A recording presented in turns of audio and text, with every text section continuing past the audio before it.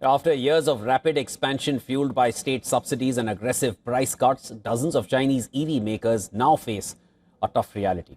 Mergers, consolidation, or shutdown could be the central theme for the industry in 2026. Cash is drying up, government support is fading, and only a handful of big players are still making money. China's electric vehicle industry is now showing signs of strain.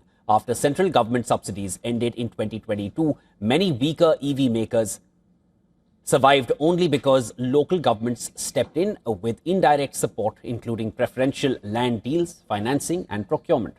But that lifeline is now being cut. China's new 5-year plan signals a shift away from propping up small and unprofitable players, with policy focus turning towards better performers and scale efficiency. The timing could not be worse for smaller brands. China has more than 100 electric vehicle makers, even as total EV sales reached 5.46 million units in the first half of 2025. And a record number of EVs exported from China. Most of these companies sell fewer than 100,000 vehicles a year.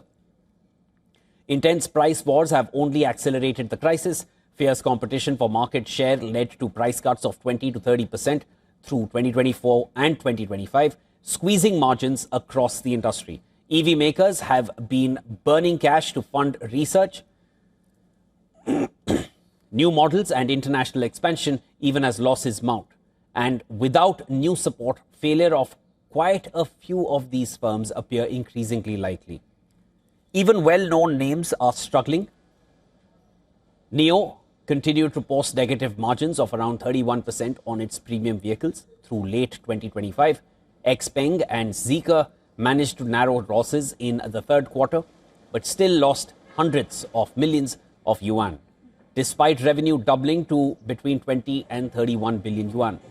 Only a few giants stand firmly. BYD posted a $5.5 billion profit in 2024 on sales of more than $100 billion. Geely reported a 59% jump in profit in the third quarter of 2025, selling over 760,000 vehicles. With survival at stake, consolidation is now seen as inevitable. Analysts expect state-led mergers and acquisitions to cut the number of EV makers by as much as half by 2027.